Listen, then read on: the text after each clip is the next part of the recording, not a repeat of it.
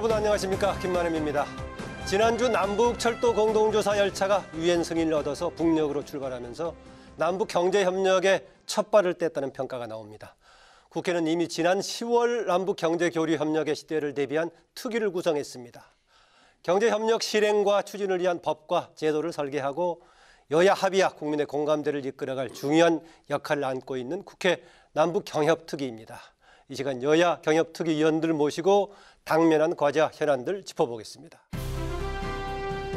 멈췄던 남북 철도를 잇기 위한 공동조사가 시작되고 남북 도로 연결도 속도를 내면서 10년간 정체됐던 남북 경협에 대한 기대감이 커지고 있습니다.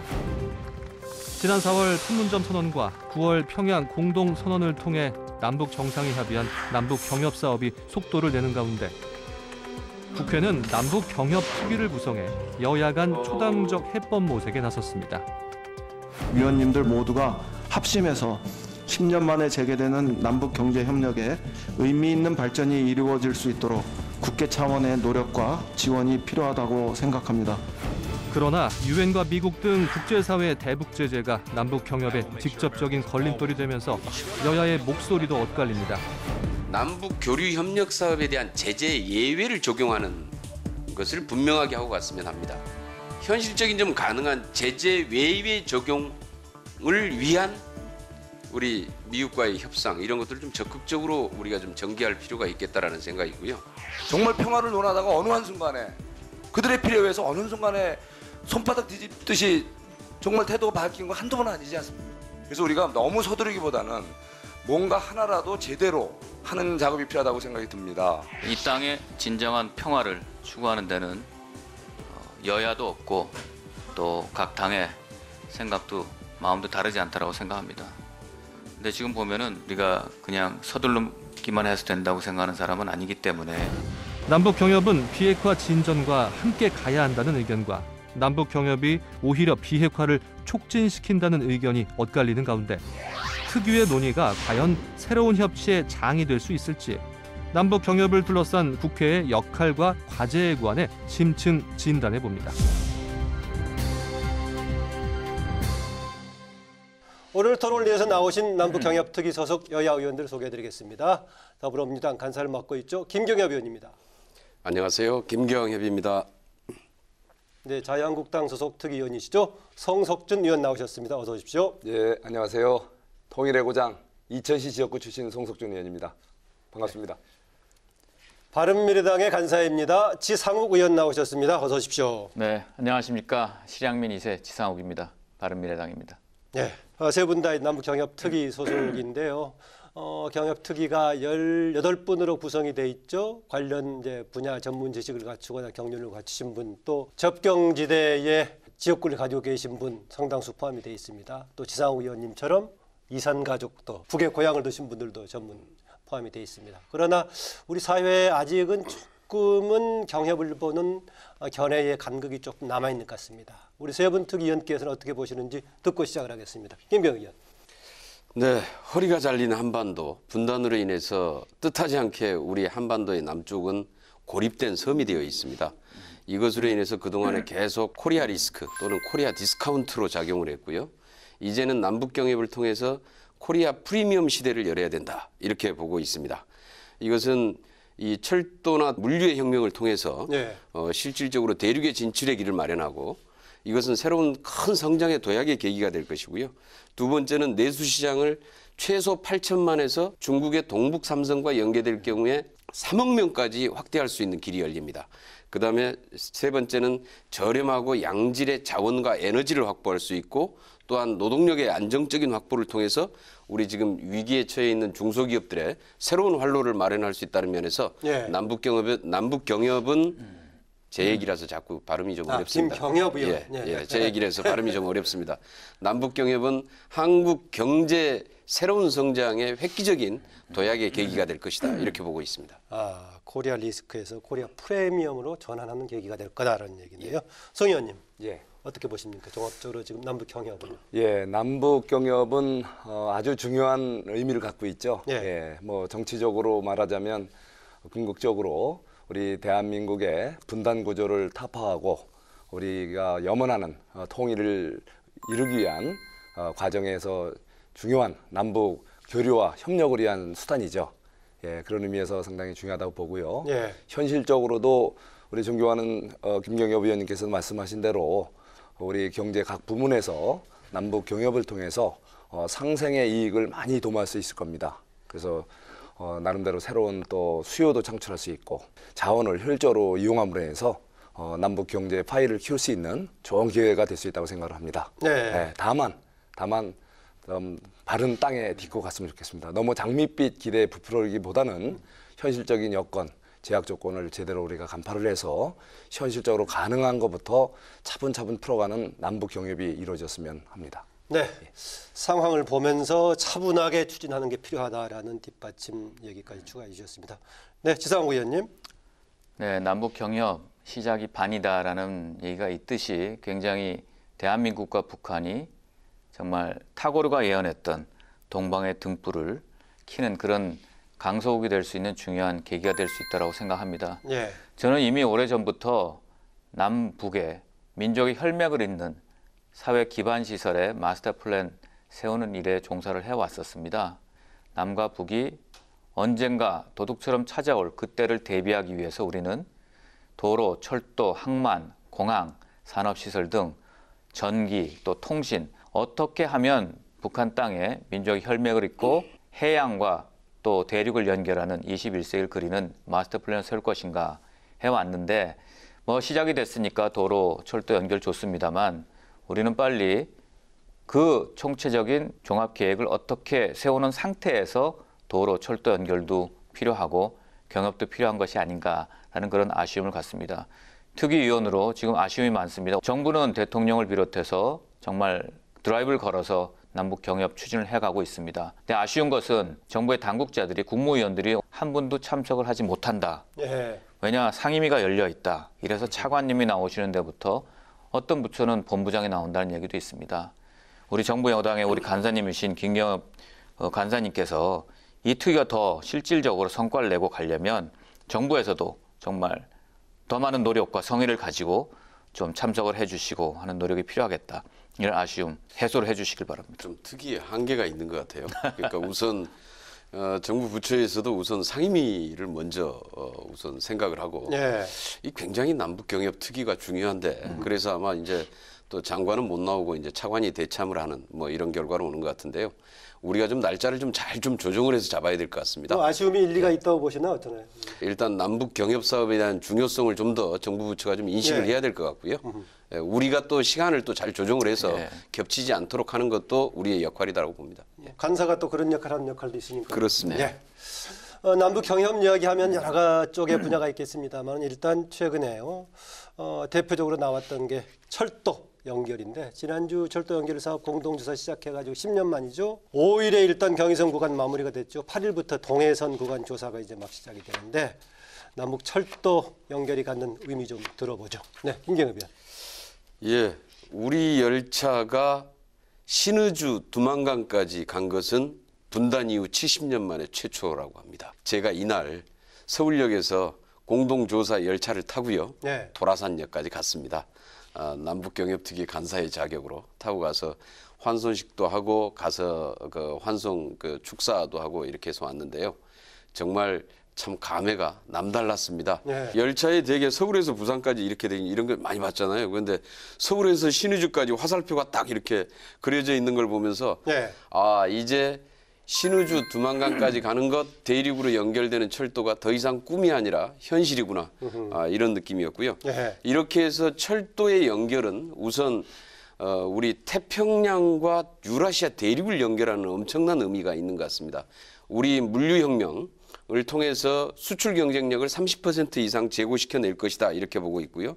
이것은 우리 경제에 엄청난 활로의 요인으로 작용할 것으로 이렇게 보고 있습니다. 예, 철도 연결은 이렇게 여러 가지 의미가 있을 것인데요. 지금 현실적으로 봤을 때 철도 연결 이게 정부에서도 올해 안에 원래 착공식 얘기를 했다가 최근에는 용어가 착수식이라는 용어로 좀 바뀌기도 하던데 진행 전망 어떻게 보십니까? 송석준 의원님. 예, 필요하죠. 필요하고 또 가야 됩니다. 그렇지만 이 모든 것은 현실적인 제약을 우리가 얼마나 극복하느냐 이게 달려 있죠. 예. 일단 우리는 뭐 국제관계가 허용이 되고 남북의 뜻이 하나로 된다면 빠른 시일 내에 남북 철도를 연결해서 우리가 기대하던 철의 실크로드를 통해서 대륙으로 뻗어가는 그런 남북을 통한 그 세계로 뻗어가는 우리의 시대를 열어야죠. 다만 벌써 착공식이 착수식으로 바뀐 데서 우리가 현실을 느끼듯이 현실에는 아직도 많은 장벽이 있습니다. 그 북한의 비핵화의 의지가 아직도 우리가 신뢰할 정도의 변화가 없습니다. 거기에 따라서 국제적인 그 대북 제재가 기존은 계속 유지되는 상황이기 때문에 우리가 현실적으로 대북 지원을 하는 데는 많은 한계가 있다는 거죠. 그런 의미에서 이 조사를 통해서 현실적으로 우리가 가능한 방안이 뭔지, 또 실제 그 재원이 얼마나 또 소요될지, 기술적인 문제는 없는지 이런 것에 대한 치밀한 분석이 필요하겠다는 생각이 들고요. 또 동시에 또 외교적인 노력을 통해서 또 대북 또 진정성 있는 대화를 통해서 우리가 북한의 진정한 비핵화와 협조 노력, 또 주변 국가의 협조를 얻는 그런 외교 노력이 또 같이 병행이 돼야 될 거라고 생각합니다. 네, 지상 의원님 아까 이게 남북 간의 서로 연결 차원은 결국은 유라시아 철도까지 연결도 굉장히 장대한 출발이다라고 말씀하셨는데 뭐 그런 큰 의미가 있겠죠?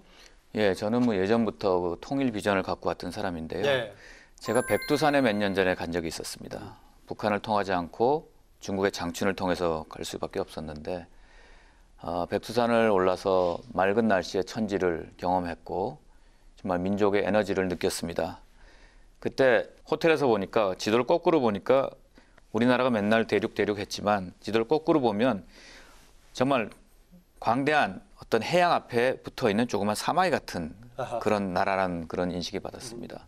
그 옛날 시절 고조선의 파미르 고원을 넘던 고선지의 그런 호쾌함, 또 신라 해상 장보고의 해상을 누비던 그 용감함, 무쌍함, 그런 정신들이 창발돼서 정말 민족이 하나 되기를 바랍니다. 단 지금 정부에서 막 밀어붙이고 있는데 과연 착공식과 착수식은 뭐가 다른가? 그냥 단어를 살짝 변경해가지고 쓰는, 국민한테 좀 약간 헷갈림을 주는 게 아닌가 싶은데, 지금 보면 공동조사는 사실 대북 제재 그 예외 조항으로 국제사회에서 인정을 해줬는데 착공식이 안 된다는 거 아니겠습니까?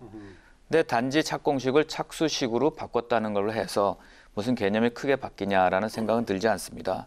반드시 저는 이것에 국민의 동의가 필요하기 때문에 좀 더 속도를 조절하면서 정말 제대로 이 기회를 잘 이용해야 되는데, 너무 정부가 또 문재인 정권께서 너무 밀어붙여가면 잘못하면 이를 그르칠 수 있다는 좀 안타까움이 있습니다. 착공식에서 착수식이란 조금 단어가 바뀐 저만의 사정이 있나요? 어떤가요? 우선 당장의 착공식이라고 하는 것은 공사를 전제로 합니다. 글쎄요, 저도 처음에 그 용어가 나왔을 때 실제는 추진하지 않지만 시험만 한다라고 그랬어요. 그런데 문제는 공사를 할 것인지 안 할 것인지, 하게 되면 어느 규모로 할 것인지가 지금 현재 진행 중에 있는 철도 공동조사단의 조사 결과에 사실 달려 있습니다. 그런데 지금 현재 북한의 철도는 좀 느리지만은 열악한 조건이긴 하지만 운행은 가능한 상태이거든요. 그러면은 우리도 실제로 연결은 가능한 상태에 있다라고 보는 거죠. 그래서 연결을 해놓고 그다음에 이후에 보완 공사를 해가면서 갈 건지 이런 게 이제 사실 아직 정해져 있지 않는 상황이기 때문에 아마 착공식을 착수식 형태로 명칭을 변경하는 게 아니냐 이렇게 보고 있고요. 그 명칭 불문하고 사실은 중요한 것은 남북 간에 합의했던 사항을 어떻게 잘 이행하느냐가 더 의미가 있는 것 같아요.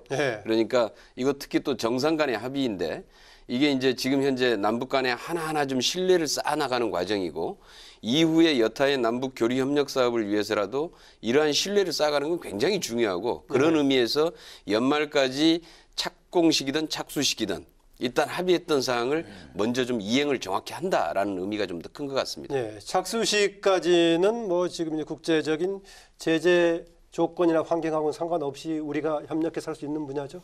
그렇죠. 우선 그것까지 가능하고요. 이제 공사를 하기 위해서는 사실 물자가 들어가야 되고, 그럴 경우에는 이제 또다시 이 제재 면제 적용을 받아야 합니다. 철도도 있지만은 지금 도로 관련도 얘기가 상당히 언급이 되고 있습니다. 그중에서 경의선 지역은 지금 문산 도라산 구간 AB 타당성 조사 면제를 받았는데 보니까 강원 경제인연합회에서는 동해선 쪽도 이 도로 예비 타당성 조사를 면제해달라. 그래야 속도를 좀 지금 빠르게 할 수 있다라는 것인데 이런 방식의 절차 어떻게 보십니까? 예, 뭐 현재 우리가 꼭 해야 될 사업에 대해서는 여러 가지 그 절차가 생략되는 방법이 있습니다. 예를 들면 이제 국가재정법에서도 이렇게 이제 국가적으로 중요하게 추진하는 국책 사업에 대해서는 예. 국가 간의 조약을 체결했거나 아니면 국무회의 의결을 통해서 국가적으로 추진해야 될 핵심 국책 사업에 대해서는 예비 타당성 조사를 생략하고 시급히 추진할 수 있는 사업이 있습니다. 예. 다만 많은 재원이 들어가는 부분에 대해서 우리가 치밀한 이제 그 사업비 분석 그런 것은 기본인데 그런 거를 예외로 인정해 줄 때는 적어도 국민적인 폭넓은 공감대를 기반으로 해서 추진해야 되는데 지금 아직 우리 사회에서는 과연 북한의 이런 태도가 진정성 있는 우리 남북 교류 협력 궁극적으로 통일이 이어지는 그런 어떤 자세가 돼 있는가? 예, 진정성 있는 북한의 사과라든가 또는 비핵화 의지 이게 아직 확인되지 않은 상태에서 우리가 먼저 김치국물부터 먼저 마시기식으로 먼저 우리가 사업을 먼저 하자 그냥 막연하게 우리가 한번 띄워보기 식으로 그야말로 에드벌룬 띄우식으로 하다가 그게 현실이 안 됐을 때는 국민들에게는 많은 허탈감을 주고 또 국가적인 의사결정 그 자체가 굉장히 우습게 되는 그런 문제가 있을 수 있기 때문에 우리가 너무 과욕을 부리기보다는 현실적으로 가능한 대안을 이번에 철도도 이제 사전에 공동조사를 하듯이 도로 연결 사업도 현실적인 그 애로가 뭔지 또 구체적으로 하기 위한 재원이라든가 또 최종 노선은 무엇인지 또 남북 간에 지금 현재 군사 이런 대치 상황이 아직도 지속되기 때문에 그런 문제를 어떻게 극복할 건지 이런 거를 좀 폭넓게 분석을 해서 국민적인 공감대를 형성해서 차분차분하게 또 실질적으로 나갈 수 있는 방안을 모색하는 것이 얼마나 중요한가 이런 생각을 해봅니다. 네, 국책 사업도 남북 경협 사업에 대해서는 예비 타당성 조사 면제는 충분히 할 수 있는 건데 다른 분야에서의 국민적인 공감대라든가 절차에서의 환경에 대한 판단이 중요하다 그런 얘기시네요. 예. 우리 주민들의 수건 사업도 예타를 통과하려면 상당히 힘들거든요. 그 500억 이상 공사는 모두 예타를 하게 돼 있고 아까 손석준 의원 얘기하셨지만 국가재정법에 국가적으로 시급하고 아주 중요한 사업에 대해서는 예타를 면제하기로 돼 있는데 국가재정법상에 뭐 남북 경협 이 문제가 예타 면제 조항이라고 돼 있지는 않죠. 국가적으로 중요하고 시급한 사안이라고 돼 있는데 그럼 과연 국민들이 볼 때 시급하고 중요한 사안은 무엇인가 하는데 또 이의가 있을 수가 있습니다. 그래서 아까 말씀드린 것처럼 이 사업은 그 가치와 효과가 검증이 돼야 되고 반드시 드러나야 됩니다. 그리고 국민들이 다 동의를 해야 가능할 수 있는데 그 예타 면제 사업들이 어떠한 절차에 의해서 국민의 동의를 구하고 있는지 이게 굉장히 아쉬운 부분이 있다. 지나고 나서 국민들이 동의하지 않는 부분이 있으면 그걸 위해서 또 국민 갈등으로 일어날 수 있고 또 어떤 북한의 어떤 뭔가를 우리가 경협 사업을 하는 걸로 인해서 우리 대한민국 사회가 좀 혼란이 온다든지 이런 일이 있어서는 안 되기 때문에 국민적 동의를 구하는 그런 일들이 좀 필요하다라는 말씀을 드리겠고요. 지난번 예결위 때 제가 이제 국방부 장관 때 말씀드렸던 건데 이제 남북 합의하에 GP를 철거하지 않았습니까? 그때 81억이라는 예산이 올라왔는데 그때 제가 물었습니다. 몇 개를 철거하는 거냐? 11개씩 철거한다. 우리 대한민국의 GP가 몇 개 있냐? 60개 있다. 북한에 몇 개 있냐? 160개 있답니다. 그러면 수가 다른데 왜 동비로 철거하지 않고 동수로 철거하냐? 이런 게 국민적 동의를 얻기 힘들고 이론을 일으킬 수 있는 거니 좀 국민이 이해할 수 있게끔 서로 전략적인 상호주의에 입각해서 해야 되지 않겠냐? 그런 질의를 한 적이 있었고요. 그때 국방부 장관께서 제대로 답변을 못 하셨죠. 그런데 그 GP 철거 문제는 숫자로 정해진 게 아니고요. 한 개씩만 남기고 전원 다 철거하는 것으로 돼 있기 때문에 그것은 그런 문제는 아닌 것 같습니다. 너무 그쪽은 많이 빠지지 말고. 그다음에 아니, 오늘 그건 주제는 아니니까요. 그러면 한 개씩 남기고 철거할 때 동비로 철거해도 결론은 한 개씩 남기고 할 수 있는 거죠. 오늘 얘기는 이제 예타 사안인데 국가재정법 제38조 2항 4호에 이렇게 돼 있습니다. 남북교류 협력에 관계되는 사업은 대통령령의 절차에 따라서 예타를 면제할 수 있다 이렇게 돼 있고요. 그다음에 이제 남북 간의 사업이 사실 그 조항에 재정법 조항에가 교류협력 사항으로 들어 있군요. 그렇게 들어 있습니다. 그다음에 남북 간 철도 및 도로 연결 사업은 사실 남북 간에 계속 협의가 좀 진행돼야 되고요. 그다음에 실질적으로 조사가 확실하게 이루어지지 않는 상황에서 예산이 편성되는 경우가 많습니다. 그리고 실질적으로 이게 또 합의를 했다고 그러더라도 이게 남북 관계나 또 북미 관계에 여러 가지 변수들이 존재하기 때문에 언제든지 이게 변할 수 있는 소지가 있거든요. 그래서 이제 실질적으로 총사업비나 기간 같은 거를 명확히 잡을 수가 없고 예. 그렇기 때문에 지난 18년 동안에도 철도 연결 사업 예산은 계속 편성을 해왔어요. 예. 해왔는데 사실 예탈을 한 번도 한 적이 없습니다. 그러니까 이제 관례적으로 이렇게 해서 이런 사업들에 대해서는 이럴 수밖에 없는 특수성이라는 게 한계가 있고요. 그래서 이제 남북 교류 협력 기금을 이제 활용을 하는 것이고 이렇게 되어 있죠. 그런데 지금 이제 그 정도까지 구체적으로 진행이 안 됐지만은 동해선 구간 중에서 금강산에서 원산 지역에 해당되는 관련해 가지고 북측에서는 4차선 도로 차원을 넘어서 고속도로로 했으면 좋겠다라는 얘기까지 조금 구체적으로 나오는 것 같아서 네. 그런 왔다 갔다 한다는 비용의 차이도 굉장히 좀 많을 여지가 있는데 그 정도도 조금 내부적인 논의가 되고 있습니까? 어떻습니까? 지금 도로 연결은 또 철도랑 별개의 문제다 이렇게 생각을 합니다. 예. 그리고 지금 도로 연결이 돼 있는데 이것도 좀 더 이제 이건 사실 좀 더 통행의 좀 자유스럽게 좀 개통을 해 나가는 게 문제지요. 예, 예. 그래서 뭐 그런 정도 이제 통행의 자유 정도 아니면 연결의 의미를 넘어서 구체적으로 논의가 된다면은 지금 나왔다시피 4차선 도로냐 고속도로냐에 따라서 비용의 차이도 꽤 있어 보이긴 한데 어떻습니까? 그런 것은? 글쎄요, 지금 저는 아까 말씀드린 실향민 2세인데요. 예. 저희 부모님, 친가 외가가 다 그 북쪽에서 소위 말하는 그때 이데올로기의 예. 어떤 싸움 속에서 피해를 많이 당하고 월남한 집안입니다. 뭐 자라보고 놀란 가슴 소뚜껑 보고 놀란다는 얘기도 있다시피 정말 진정한 평화가 돼서 그 도로로 또 그 철도로 정말 우리의 물동량들이 왔다 갔다 하면서 경제 성장을 이루고 또 남북이 하나 돼서 정말 세계 강소국으로 거듭나는 그런 계기로 된다면 누가 반대라고 하겠습니까? 예. 하지만 그 지난 과거의 역사 피해받은 그런 지난한 그 또 사건 사고 또 전쟁에 참혹한 그런 동족 상잔의 비극을 거치면서 상처가 있었던 분들한테는 저게 아직 북한의 핵이 가시화돼서 비핵화되는 어떤 선제적인 조치 없이 이렇게 나가다가 그 도로나 그 철도가 혹시 사람들을 북한의 정말 그런 무기나 그런 또 비극이 또 내려오는 건 아닌가 하는 그런 정말 놀란 가슴을 갖고 계시는 분들도 분명히 이 땅에 존재하고 있다는 걸 잊어서 안 되겠다. 그러면서 더더욱이 투명하게 절차적으로 따지고 국민들을 설득하면서 해나가는 게 좋겠다. 동의합니다. 예. 예. 같은 차원에서 말씀 예. 좀 드릴까요? 예, 거듭 말씀드리지만 남북 관계는 현실입니다. 예, 남북 관계의 현실적인 장애 요인을 우리가 냉철히 보고 접근을 해야지 막연하게 즉흥적으로 지금도 이런 남북 관계에서 뭐 하나가 제대로 하나 실마리가 풀리지 않는 상황에서 북한 쪽에서 이렇게 해보자고 해서 그렇게 따라보고 저렇게 하자고 따라가고 이런 식으로는 안 되죠.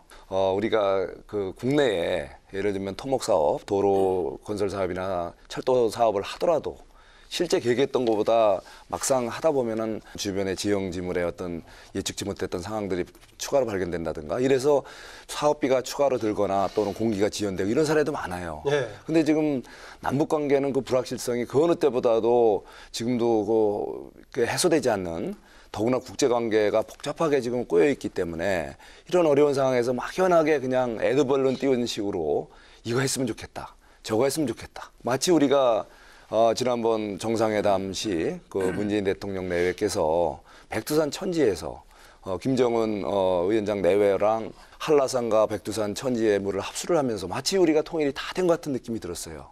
그때 이설주 여사가 얘기했죠. 옛말에 해맞이는 백두산 천지에서 하고 또 통일맞이는 한라산 백록담에서 한다는 옛말이 있지요. 라는 말씀을 한 게 그 전 우리 언론에 보도가 됐어요. 예. 자, 그렇게 그런 얘기를 들으면 마치 이제 김정은 위원장이 방남을 해서 우리 백록담 한라산을 올라가면 마치 통일이 다 된 것 같은 착각을 불러일으킬 수 있어요. 예. 그렇지만 우리 남북 관계가 어떻습니까? 엄연한 국제 관계 또 남북 관계에 꼬인 현상들이 아직도 좀 해소되지 않았는데 예. 너무 우리가 애드벌룬티식으로 지금은 속도 조절이 좀 필요하다고 그럼요. 보신가요? 예. 속도 조절이라기보다는 현실적으로 가자는 거죠. 그러니까 예. 현실적인 상황을 고려했을 그럼요. 때 보여주기 너무 식으로. 한쪽이 앞서 나간다라고 보이군요. 그럼요. 예. 일부에서는 그래서 지금 이제 특히 경협이 본격화되려면은 국제적인 제재 유엔이든 미국이든 간에 제재 문제가 해결이 같이 되면서 돼야 되는데 혹시 너무 나가는 거 아니냐라고 얘기했을 때 문재인 대통령을 비롯해서 정부에서는 충분하게 유엔과 미국과의 서로 간의 협의를 통해서 합의된 상황 속에 잘 추진이 되고 있다라고 얘기를 하는데 조금 우려를 하고 계시군요. 지상욱 의원님 어떻습니까? 일단 그 말씀 전에 우리 송석준 의원님 지금 말씀 주셨는데 이제 방남이라는 표현을 쓰셨는데요. 지난번에 일 있을 때 청와대 김의겸 대변인도 북한을 아직 우리는 국가로 인정하지 않고 있다라는 얘기를 한 적이 있었거든요. 예.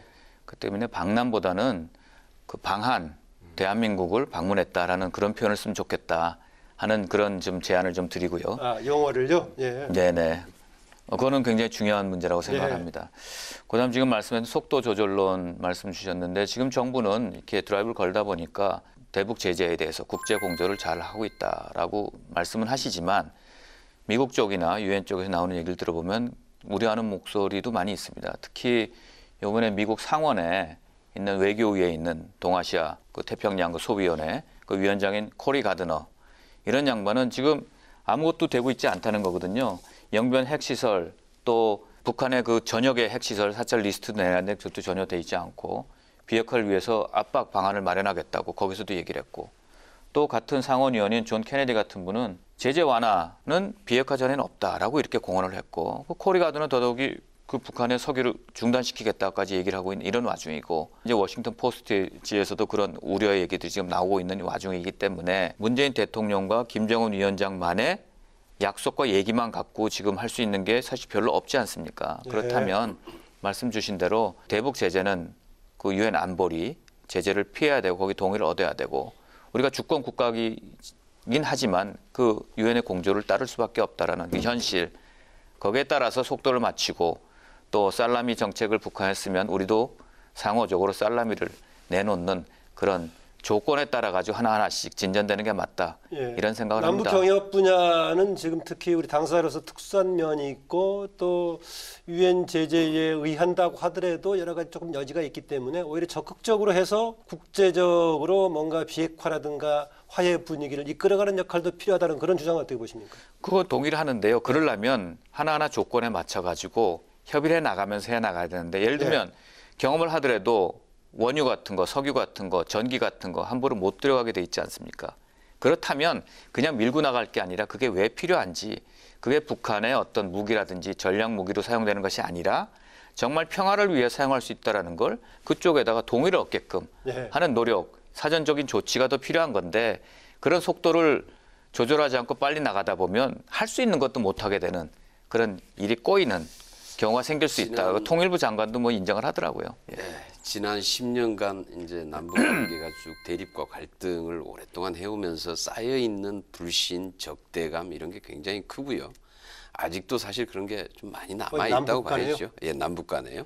남북 간에 많이 남아 있는데 이제 그런 면들을 사실 하나하나 해소해 가면서 신뢰를 어떻게 형성해 가고 교류 협력을 확대시켜 나갈 것인가가 큰 과제라고 봅니다.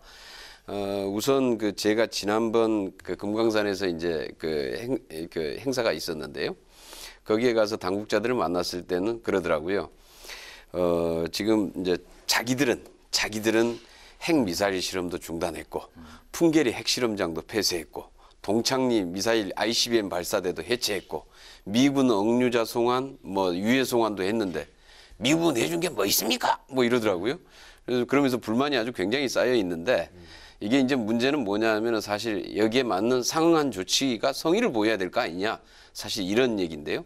느낌이 전체적으로 좀 그런 분위기로 봤을 때 이게 상응 조치를 뭔가 하지 않으면은 비핵화가 여기서 더 이상 진전될 수 있을까라고 하는 사실 의구심이 좀 들었어요. 예, 그래서 이거 굉장히 좀 중요한 문제이겠다. 그런데 사실 우리 입장에서는 이제 유엔의 지금 대북 제재가 강력하게 시행 중에 있고 그다음에 미국의 국내 사정으로 봤을 때도 전반적인 제재 완화가 쉽지 않은 상황이거든요. 그래서 이제 우리 입장에서는 가능하면 그럼 남북 교류 협력 사업에 대해서 부분적으로 제재 면제를 받아가면서 교류 협력 사업들을 좀 더 진척시키고 확대시켜 나가자 이렇게 해 나가고 있는데요. 일단 제재가 워낙 강력하게 시행 중이기 때문에 그 제재를 위반해서는 할 수는 없습니다. 그건 불가능하고요. 우리도 국제사회의 공조, 미국과의 신뢰 문제 이런 것도 굉장히 중요하기 때문에 그건 철저하게 지켜야 되고 그러나 이제 우리가 여기서 이제 해결해야 될 것은 과거에도 이러한 대북 제재에도 불구하고 사실은 금강산 관광이나 개성공단 같은 경우에 대북 제재 예외로 적용을 받아왔습니다. 그래서 사실 이런 부분들은 가능한 영역들이 있기 때문에 이러한 가능한 영역들을 좀 최대한으로 살려서 우리는 교류 협력 사업들을 하나씩 확대시켜 나가는 게 굉장히 중요하고 이것이 또한 북한의 비핵화도 촉진시켜낼 수 있다 이렇게 보고 있습니다. 지사 의원님도 우리가 직접적인 당사자로서 그럼 뭔가 촉진자로서의 선도적인 역할도 필요하지만은 국민적인 공감대라든가 투명성에서는 조금 아쉽다라는 얘기를 하시네요. 전체적으로 지금 이제 뭐 철도 연결도 마찬가지입니다만 남북 교류 협력 사업을 확대하는 데 있어서 대부분의 국민들은 물론 여기 부분에 대해서 거의 동의를 하고 이것이 사실 아직까지 문재인 대통령의 지지율을 바치고 있었던 가장 큰 힘이다 이렇게 얘기할 정도로 저는 국민적인 동의는 충분하다라고 생각을 합니다. 그런데 이게 사실 사업을 추진하는 과정에 지금은 이제 뭐 어떤 뭐가 감춰져서 비밀리에 뭘 하고 할 수 있는 시대가 아니거든요. 뭐 없는 것까지 만들어져서 다 나오는 마당에 해서 전체적으로 투명하고 공개돼 있고 또 실질적으로 국민적인 동의의 과정은 항상 필요하고요. 그런 데서 국민이 원하지 않는 건 추진할 수 없는 거죠. 그런데 지금 하여튼 전반적으로 우리 국민적인 남북 교류 협력 사업에 대해서 그다음에 비핵화와 평화체제 구축 사업이라는 것에 대해서는 거의 국민적인 합의 하에서 추진되고 있다 이렇게 보고 있습니다. 야당 의원 두 분 얘기 드려야겠네요. 예.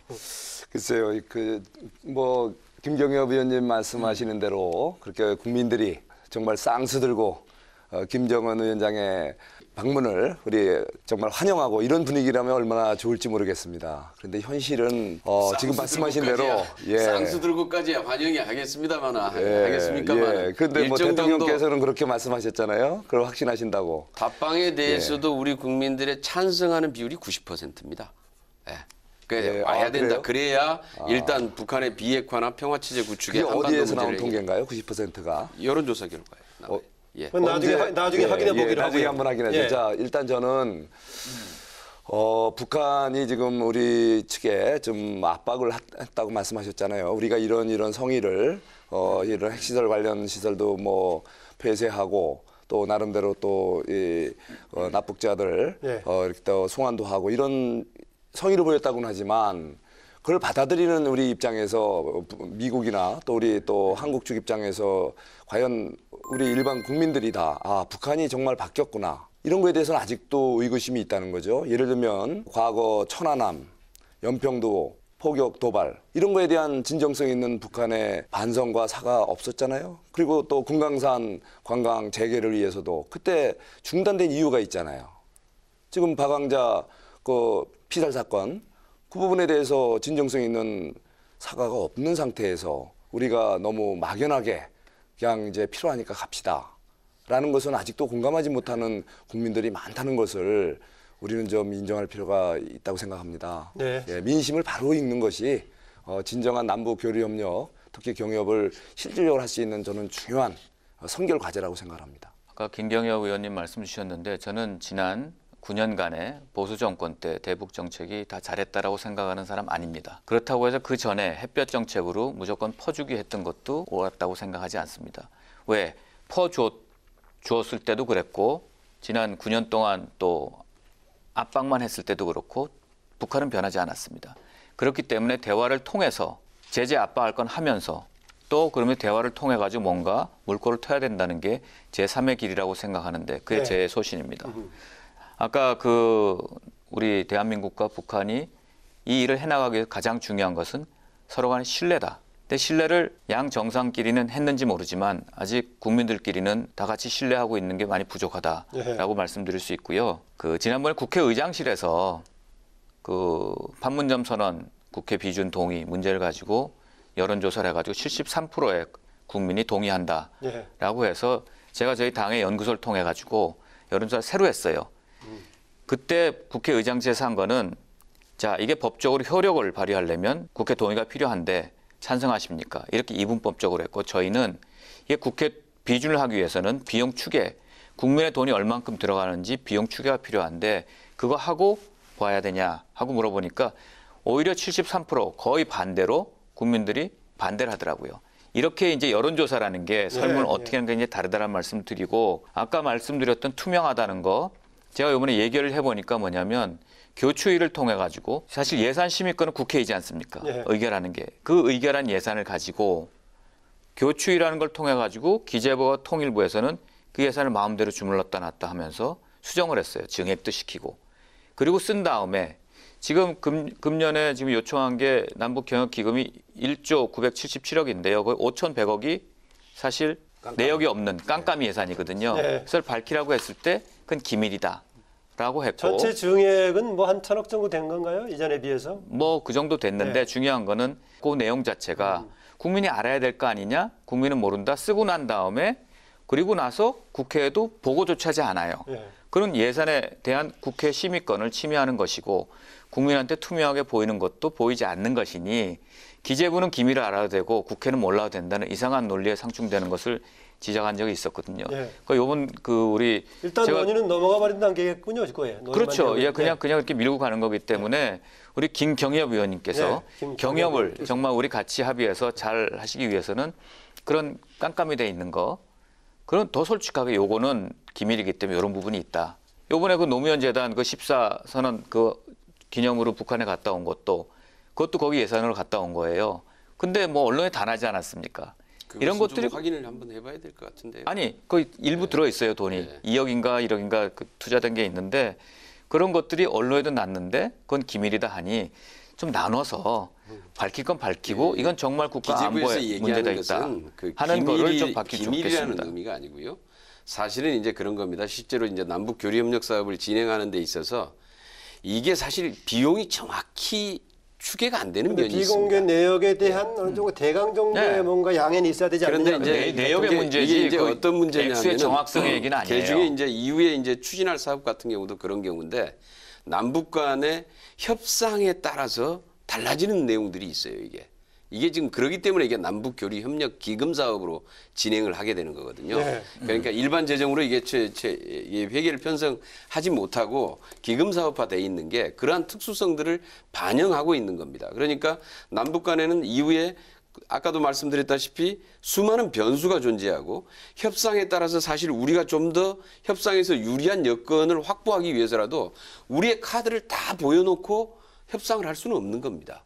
그건 당연한 거 아닙니까? 우리 입장에서도 최대한의 우리 이익의 극대화를 추구해야 되고 그런 차원에서 협상이 계속 진행되는데 이것을 우리가 전부 다 닫고 이걸 다 공개해놓고는 할 수 없는 거고요. 그래서 일정 정도 확인되지 않는 이런 가능성 내지는 변수의 여지가 많은 데들에 대해서는 큰 틀만 잡아놓고 이게 사실 추진되면서 이게 사실 협상의 결과가 나와야만이 확인이 되는 내용들이에요. 그런 특수성의 문제가 존재하고 있다. 그런데 이것을 모든 외교 간의 협상도 마찬가지인데요.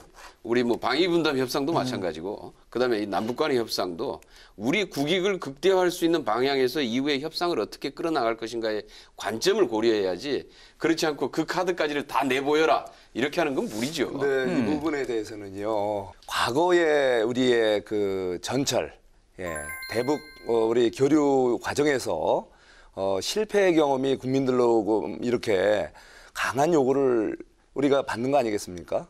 과거에 우리가 개성공단 운영하면서 많은 긍정적인 효과도 있었지만 그때 그 자금이 북으로 이렇게 흘러가는 하나의 창구가 돼서 북한이 오히려 핵개발을 하는 하나의 자금원이 됐었다.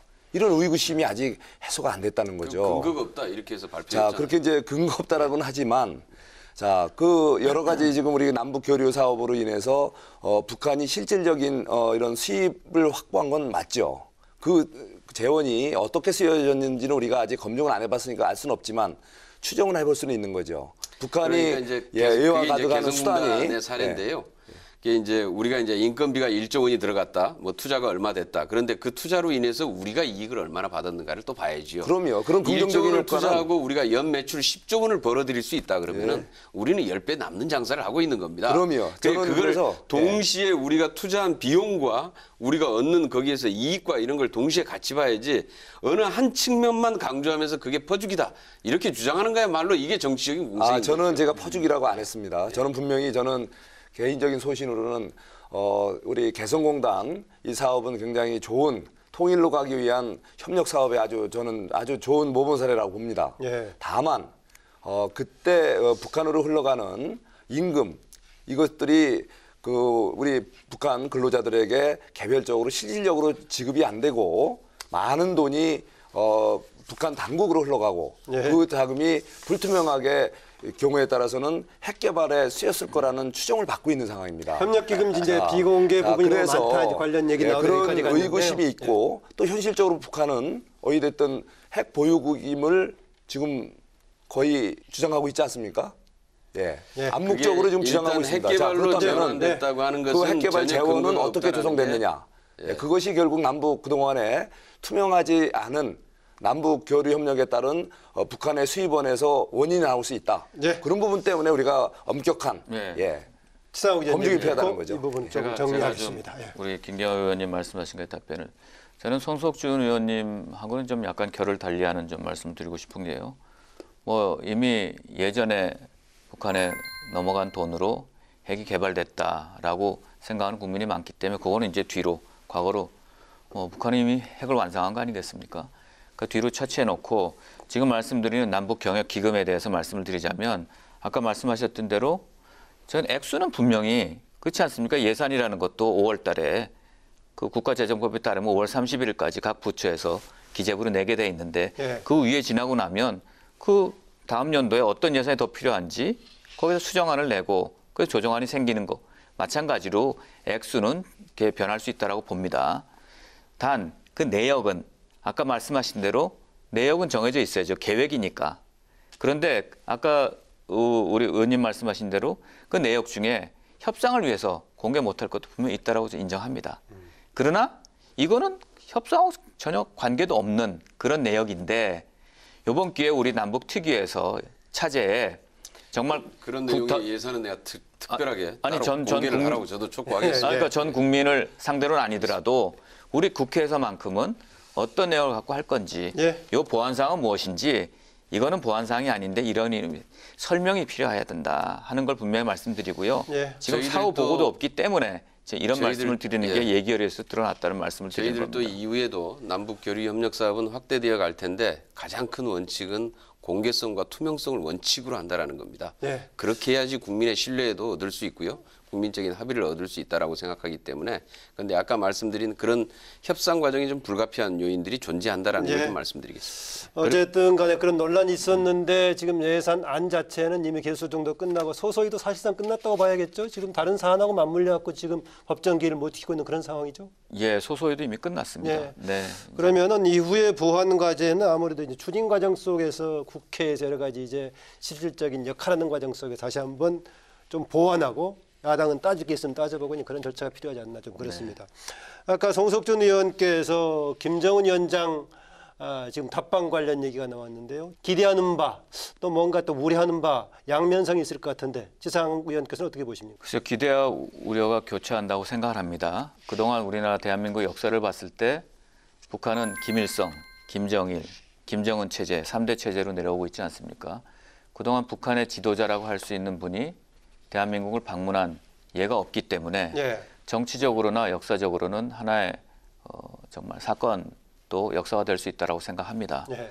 단 그 김정은 위원장이 여기를 방문할 때는 분명히 대한민국 사람들한테 필요한 메시지를 들고 와야 된다고 생각을 합니다. 대한민국 분들이 걱정하는 비핵화에 대한 확실한 그런 메시지, 또 6.25 동란, 방문 자체만으로 의미를 둘 수는 없다라고 보시네요. 하나의 뭐 이벤트라고 볼 수 있는데 예. 왔으면 의미가 있어야죠. 모든 정치적 행위에는 그 정치적 의미와 가치가 필요한 법인데 의미 없이 왔다 갔다 한다는 것 자체는 어떤 면에서 우리나라가 더 찬성과 반대하는 분들로 더 급격하게 나눠지고 또 굉장히 강하게 부딪힐 수 있는 그런 여지를 남겨두기 때문에 저는 분명히 충분한 메시지를 갖고 오셔야 된다라고 생각을 하고요. 예. 그리고 그래야지만 이 비핵화라든지 남북 경협도 더 순조롭게 이루어질 수 있지 않을까. 또 연내 오냐 내년 오냐 그거 중요하지 않거든요. 정부가 또 연내 와야 된다고 너무 이렇게 막 그냥 애걸복걸하는 모습도 별로 좋아 보이지 않고요.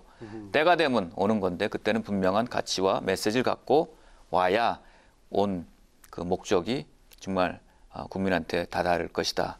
예, 그렇게 생각합니다. 아마 지난번에 그 남북 정상 간의 합의 내용에서 김정은 위원장이 서울 답방 문제를 답방을 한다라는 것에 합의하고 시기는 가능하면 연내에 했으면 좋겠다 아마 이런 정도로 얘기가 됐을 겁니다. 네. 그래서 이제 가능하면은 연내에 하는 게 좋겠다라는 입장이고요. 그런데 이번에 이제 김정은 위원장은 빠른 시일 내라고 했고 빠른 시일 문재인 내. 대통령이 연내라고 예, 고안했죠. 그런 거죠. 그래서 뭐 시기가 딱 정해져 있는 문제는 아닙니다. 그런데 이번에 하여튼 좀 중요한 문제 중에 하나가 G20 한미 정상회의에서 실제로 이제 미국의 트럼프 대통령이 김정은 위원장의 답방이 우리 비핵화와 한반도 평화 정착에 큰 모멘텀이 될 수 있을 것이다. 이렇게 해서 굉장히 적극적인 지금 지지 의사를 밝혔기 때문에 이것은 굉장히 좀 이 여건이나 이런 것들을 조성하는데 굉장히 유리한 여건은 만들어졌다 이렇게 보여집니다. 아마 이것과 관련해서 사실 필요성에 대해서 한미 간에 합의를 했고 문제는 여기에 이제 여건을 사실 어떻게 만들 것인가의 문제인데 김정은 위원장 입장에서도 단순하게 서울을 방문하는 것 원치 않을 겁니다. 아마 방문을 했을 때는 뭔가의 그쪽도 성과를 기대를 하겠지요. 네. 그것이 종전선언이든 어떤 상응 조치든 간에 이런 것들을 기대를 할 텐데 이런 것들에 대한 기대치가 없다고 했을 때 실제로 방문할 수 있을까라고 하는 사실 그런 면도 있습니다. 그래서 이건 섣불리 좀 단정할 문제는 아닌데 그럼에도 불구하고 김정은 위원장의 서울 답방은 지난번 문재인 대통령의 평양 방문에 이어서 남북 간의 신뢰를 만들어내고 기존의 합의사항을 서로 이행해 나가는 의지를 표현하는데 예. 국제사회에도 이러한 그 남북 간의 화해의 모습을 보여주는데 굉장히 중요한 계기가 될 것이다 이렇게 보고 있습니다. 네. 예, 저도 김정은 위원장의 우리 한국 방문은 상당히 의미가 있다고 생각을 하고 가능하다면 뭐 우리가 한번 적극적으로 여건을 조성하는 그 노력이 좀 필요하지 않을까 생각이 듭니다. 어쩌면은 남북 분단 이런 상황에서 김정은 위원장이 예. 한국을 방문함으로 해서 뭔가 이제 그동안에 꼬였던 여러 가지가 일거에 풀릴 수 있는 하나의 계기도 마련될 수 있다는 생각이 듭니다. 다만 이분이 오는 과정에서 우리가 생각하는 대로, 우리가 생각하는 대로 또 기대하는 대로 또 이렇게 모든 여건이 돌아가지는 않을 수 있겠다. 예를 들면은 북한 경우에는 지난번에 우리 문재인 대통령 내외가 평양을 방문했을 때 엄청난 이 군중들이 환호를 했지 않습니까? 우리 대한민국을 방문했을 때 그것을 기대한다는 것은 조금 현실적으로 안 맞을 수도 있죠. 예, 그런 여러 가지 변수에 대해서도 북한 측은 각오를 해야 되고 예. 또 그것을 이렇게 반대하는 분들에 대해서 새로운 메시지를 좀 던질 필요가 있고 또 실질적인 변화의 노력, 다시 말해서 과거의 사에 대한 예. 과거 도발에 대한 뭔가 좀 의미 있는 사과라든가 또 앞으로 미래에 대한 새로운 좀 실질적이고 진정성 있는 그런 메시지를 던져줄 때 우리 사회에서도 적극적으로 반기는 그런 분위기가 예. 더 강해지지 않을까 이런 생각이 듭니다. 그 제가 볼 때는 조금 전에 말씀드린 거에 이제 부연하는 건데요. 그 김정은 위원장도 정말 비핵화 없이는 국제사회의 제재가 완화되지 않는다라는 걸 너무나 본인이 잘 알고 있거든요. 예. 그래서 요번에 지금 뭐 당국에서는 부인을 했습니다만 연내 뭐 답방이라든지 이런 거 지연된다든지 망설이는 모습을 보이면 굉장히 입장이 그러니까 김정은 위원장의 결단이라는 것이 단지 방문하는 것에 대한 결단뿐만이 아니라 여러 가지 예. 상황에 대한 결단이 동반되는 것이다. 그런 얘기예요. 그렇기 때문에 망설이는 모습을 보이면 본인의 비핵화 의지라든지 북한 시장을 개혁 개방하겠다는 예를 들면 등소평 고르바초프가 했던 식의 그런 페레스트로이카, 그라스노스 이거를 할 수 있는 여지를 줄일 수 있게 되는 계기가 되니까 굉장히 본인도 곤혹스럽고 곤란할 처지가 될 수 있다 이렇게 생각합니다. 네, 우리가 오늘 그 토론당당 주제가 남북 경협인데요. 어쨌든 간에 이게 유엔 제재를 비롯한 여러 가지 국제적인 환경 또 비핵화 환경과 같이 맞물려 있는데 본격적으로 남북 경협이 추진된다면은 우선순위 어떤 사업부터 먼저 할 것을 봐야 되는지 아니면은 파급 효과를 감안해야 되는지 아니면은 재원 조달 가능성 등 감안해야 되는지 무엇을 염두에 둬야 된다고 보십니까? 우리가 그 막연한 기대, 장밋빛 기대를 너무 많이 국민들에게 드렸을 때 예. 그게 현실화되지 않았을 때 그 실망감은 더 크고 앞으로 또 남북관계 개선에도 장애물이 될 수 있다고 생각합니다. 그래서 우리가 너무 처음부터 과욕을 부리기보다는 처음부터 좀 실현 가능한, 예를 들면 당장 재원에 대해서도 아직 여러 가지 국회에서 동의가 아직 좀 잘 전적으로 이루어지지 않는 그런 부분도 있지 않습니까? 그래서 예. 어쩌면은 재원이 너무 많이 들어가는 부분보다는 재원은 최소로 또 납득할 만한 수준에서 투입이 되면서도 또 남북 관계의 동질성 회복이라든가 네. 또는 교류의 단초를 마련하기 위한 그런 어떤 실질적인 교류 협력부터 먼저 하는 것이 큰 이벤트성 사업을 먼저 벌이는 것보다 네. 정말 중요한 그런 것이 아닌가 이런 생각이 듭니다. 예, 기존 사업 중에서 개성공단 이번에 여러 가지 무슨 재가동을 논의를 해야 된다라고 있는데 방북결치도 지금 이제 허용이 안 되고 있는 상황인데 어떤 배경이 있습니까? 가장 큰 게 지금 대북 제재 문제죠. 예, 지금 사실 과거에는 개성공단이나 금강산 관광이 대북 제재가 예외가 적용이 됐는데 예. 이게 중단되면서부터는 이게 하나의 대북 제재의 상징처럼 지금 현재 작용을 하고 있습니다. 그래서 우리가 이제 유엔이나 미국에 실질적으로 제재 면제를 받아내지 않으면은 재개가 어려운 상황이 지금 와 있는 게 현실입니다. 근데 사실 우리 입장에서는 지금 개성공단 기업들도 지금 애타게 지금 하루하루를 기다리고 있고요. 예. 이번에 봤더니 이제 금강산 관련된 기업들도 그러는데 금강산은 보니까 일부 호텔이나 식당 이런 게 지금 현재 가동을 하고 있더라고요. 그러니까 아마 외국인 관광객들, 중국인, 유럽인 쪽의 예. 관광객들 때문에 운영을 하고 있는 것 같은데, 근데 문제는 우리 기업만 지금 못 가고 있는 겁니다. 이런 상황인데, 그래서 시설 점검하는 것도 제재하고 관련이 돼 있나요? 그래서 시설 점검은 할 수 있습니다. 근데 점검은 이번에 할 수 있는데 방북 신청이 지금 시설 점검 그런데 이제 목적이라고 하는데. 이게 사실 이제 국제사회에 그 제재를 위반해서 그냥 이게 바로 시작하려고 하는 게 아니냐라고 하는 예. 오해를 불러일으킬 수 있기 때문에 아마 통일부에서 그걸 아마 우려하고 있는 것 같아요. 예. 우리가 지금 계속 논의를 합니다만은 공통의 효과라든가 목적에 대해서는 특히 경협에 대해서 대부분 일치하고 있습니다. 일치하고 있는데 추진 환경이라든가 속도라든가 국민적인 공감대에 대해서는 약간의 좀 서로 간에 이견이 있어 보이는데 바로 이런 게 굉장히 중요한 것 같아요. 어떤 지혜가 필요한지 아니면 어떤 절충점이 필요한지 이게 우리가 이념 갈등하면 그동안의 대부분이 대북 문제를 가지고 갈등이 쟁점이 됐지 않습니까? 그런 점에서 오히려 국민 통합이라든가 이런 것에서는 바로 오히려 중요한 지점이 될 수 있다고 보는데 어떤 절충점 또 어떤 지혜가 필요한지 뭔가 국민적인 합의라든가 공통의 절충점을 만들기 위해서 뭐가 필요하다고 보십니까? 우선 지금 한반도는 세계에서 지구상에 유일하게 남아있는 지금 냉전 체제 분단 국가입니다. 예. 정말 이 냉전 시대가 간지 오래됐는데 한반도에만 계속 남아 있는 거죠. 근데 이것은 이제 우리도 이제 이러한 관점에서 과감하게 이제 벗어나서 국익의 관점, 경제적인 관점, 그다음에 우리 남북한이 함께 평화 체제를 구축하고 함께 번영을 추구하는 관점으로 바뀌어야 되고요. 이 관점은 하나의 민족적인 동질성을 회복한다는 얘기도 필요하고 예. 그다음에 이산가족 상봉이나 이런 것도 필요한 문제지만은 사실 우리 경제 입장에서 우리 한국 경제가 지금 굉장히 사실 잠재 성장률이 지금 낮아진 상황에서 굉장히 지금 어려움을 겪고 있는데 이것의 새로운 활로가 사실은 이 남북 경협입니다. 그래서 제가 항상 주장하는 게 경협이 잘 돼야 남북한이 함께 먹고 살 수 있습니다. 잘하시기 바랍니다. 제가 말씀드릴까요? 예. 이게 북한은 지금 토지가 사회 국가 귀속으로 돼 있지 않습니까? 그러니까 우리가 경험을 하든 앞으로 정말 더 가까워지고 하나 될 때 이게 탐욕의 난개발로부터 막기 위해서는 또 정말 실질적으로 22세기를 향하는 그런 종합 국가 개발 계획으로 하기 위해서는 그때까지는 토지를 사유화시키지 않는 그런 독트린이 필요하다. 예. 이거는 대한민국도 마찬가지고 북한의 어떤 지도자 같이 생각해야 될 문제다라는 원칙을 좀 말씀드리고 싶고, 두 번째는 우리가 하고 싶은 거 그냥 갖다 하자 하는 게 아니라 북쪽에서 지금 가장 시급하게 필요한 거, 거기에 있는 국민들을, 소위 인민이죠. 인민들을 위해서 필요한 것이 무엇인가, 그쪽이 필요한 것을 먼저 우리가 도와주는 입장에서 시작하는 것도 굉장히 중요하다고 싶고요. 예.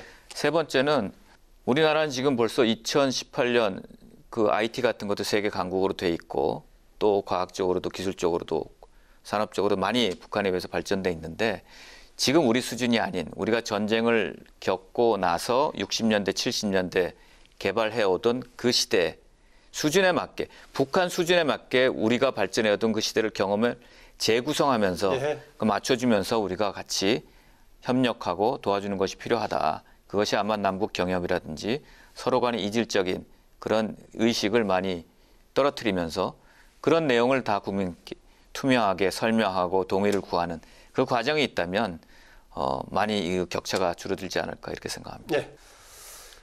이제 남북 경협이 이제 말로가 아닌 실질적으로 좀 이루어졌으면 합니다. 네. 이를 위해서는 우리가 현실적으로 이제 가능한 노력들이 좀 필요한데요. 저는 무엇보다도 그 인적 교류, 다양한 측면에서 서로 이렇게 교류하고 협력하는 방안이 우선 먼저 분위기 조성이 먼저 필요하다는 생각을 합니다. 네. 그래서 우선 남북 간에 진정성 있는 어떤 장기 로드맵을 서로 어쩌면은 이제 비공식 회담을 통해서 또는 공식 공개 회담을 통해서라도 남북 간에 어떤 실질적인 인식의 이제 합의, 우리 내부에서 우리 대한민국 내부에서 국민 통합을 기반으로 한 지지는 뭐 기본이고요.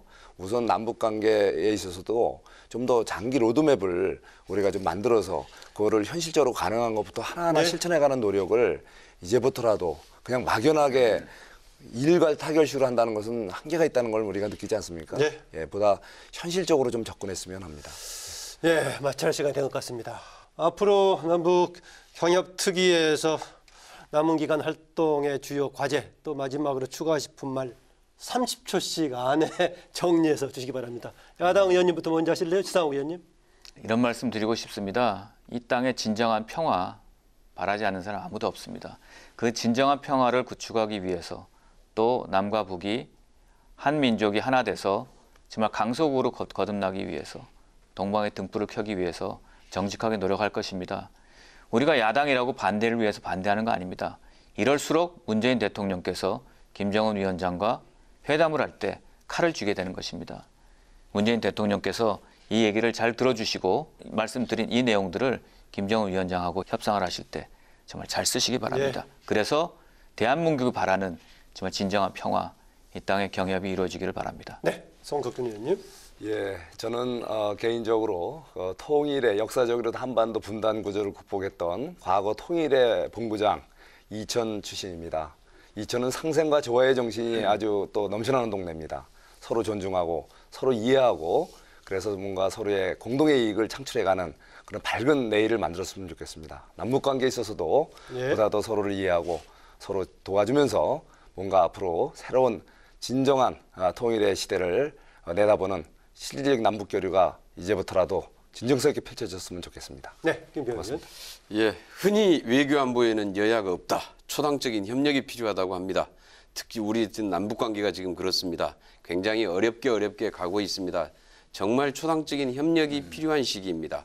우리 남북 간에 합의한 사안들에 대해서 역시 판문점 선언에 대한 국회 비준 동의도 대단히 중요합니다. 지속적이고 안정적으로 이행할 수 있는 장치를 마련하면서 남북 간의 신뢰를 형성해서 북한의 비핵화를 촉진시켜낼 수 있다고 봅니다. 그래서 초당적인 협력이 필요하고요. 이번 남북 경협 특위에서는 바로 이런 문제들을 비롯해서 남북 경협의 구체적인 사업 하나하나에 대해서 우리 정부 차원에서도 사실 준비가 아직 필요한 게 많이 있습니다. 보니까 저희도 어제도 확인했습니다만 기재부도 별로 준비를 안 하고 있다. 이렇게 지금 느끼고 있는데요. 네. 각각의 부처들이 제대로 준비할 수 있도록 잘 점검해 나가겠습니다. 네, 여기서 마무리하겠습니다. 오늘 세 분 수고하셨습니다. 네, 감사합니다. 네, 고맙습니다. 네, 모쪼록 그 남북 관계 발전과 비핵화의 선순환을 통한 진정한 남북 경협 시대가 도래하길 기대해 봅니다. 그래서 남북 간 경제 협력이 갈등과 소모가 아닌 공동 번영과 국민 통합의 출발점이 되었으면 하고요. 이를 위해서 국회 남북 경협 특위가 확고한 역할을 해주길 기대합니다. 토론당당 저는 다음 주에 뵙겠습니다. 안녕히 계십시오.